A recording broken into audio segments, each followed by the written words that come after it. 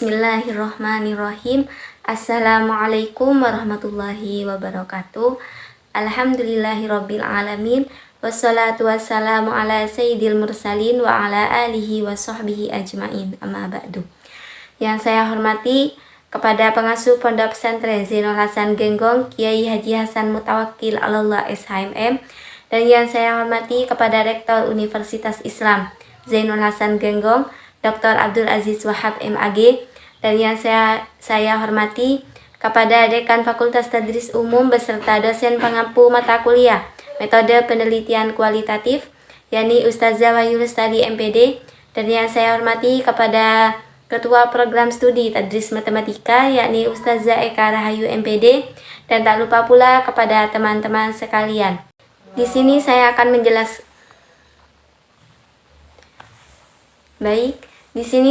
menjelaskan tentang desain pedoman instrumen. Kesohihan data sangat penting dalam penelitian, sehingga diperlukan instrumen pengumpulan data yang tepat. Instrumen penelitian adalah alat bantu untuk memperoleh dan juga menganalisis data sesuai kebutuhan penelitian. Setiap penelitian menggunakan instrumen yang berbeda-beda, tergantung pada data yang diperlukan. Adapun beberapa ahli mendefinisikan instrumen penelitian sebagai alat yang memudahkan pengumpulan data agar lebih cermat, lengkap, dan juga sistematis.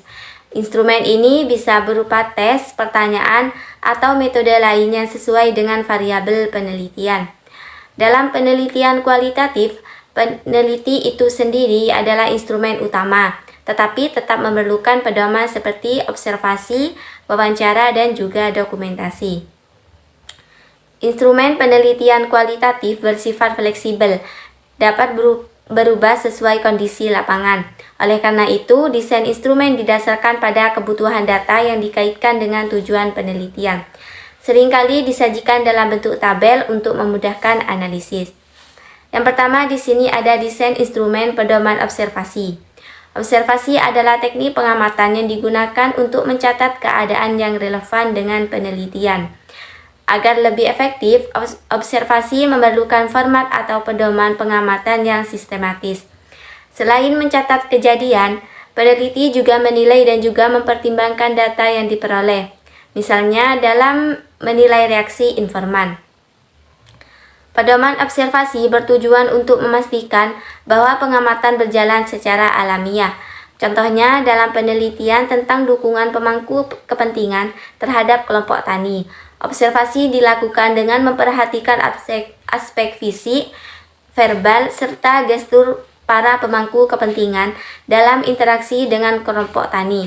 Setting waktu disesuaikan dengan durasi kegiatan dan juga hasil observasi perlu dikonfirmasi dengan pelaku untuk memastikan keabsahannya.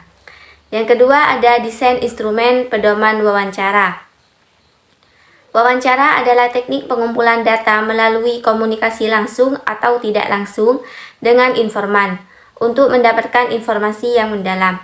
Wawancara dapat dilakukan secara tatap muka maupun melalui media telekomunikasi.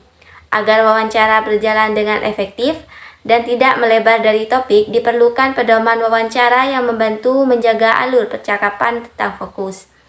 Dalam penelitian tentang pemberdayaan kelompok tani, wawancara dilakukan dengan anggota dan juga pengurus kelompok tani menggunakan pertanyaan yang terbuka. Pertanyaan difokuskan kepada keterlibatan, peran, tugas, serta hubungan antara pemangku kepentingan. Adapun tujuan wawancara yaitu untuk memahami bagaimana dukungan diberikan dan juga bagaimana hubungan antara pemangku kepentingan terbentuk serta dikelola. Pedoman ini membantu memastikan bahwa data yang diperoleh valid, informan merasa nyaman, dan wawancara mengalir secara alami. Untuk yang ketiga, di sini ada desain instrumen pedoman dokumentasi. Dokumentasi adalah teknik pengumpulan data yang memanfaatkan berbagai sumber tertulis atau visual seperti surat, arsip foto, jurnal kegiatan, dan juga catatan harian. Teknik ini membantu memahami hubungan antara informasi masa lalu dan kondisi saat ini.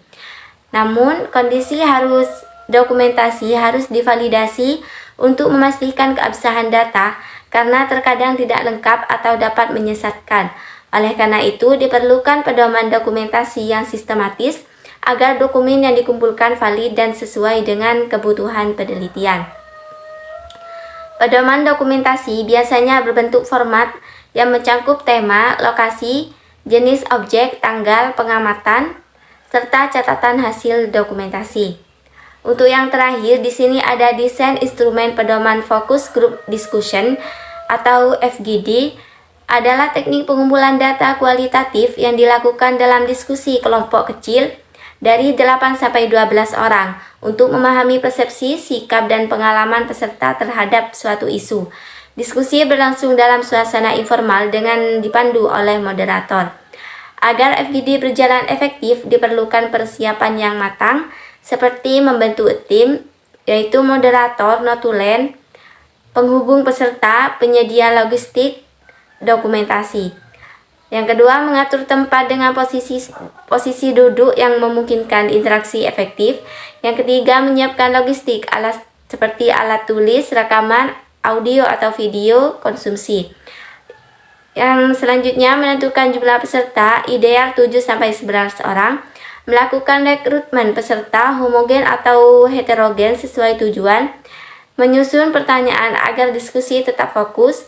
Contoh, pedoman FGD mencakup tujuan, setting acara, susunan peserta, seperti moderator, interruptor, pemangku kepentingan, tema diskusi, seperti identifikasi pemangku kepentingan, dukungan tugas wewenang, serta urutan pembahasan hingga kesimpulan.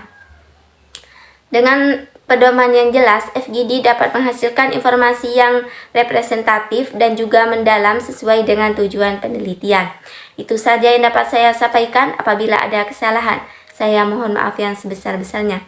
Assalamualaikum warahmatullahi wabarakatuh.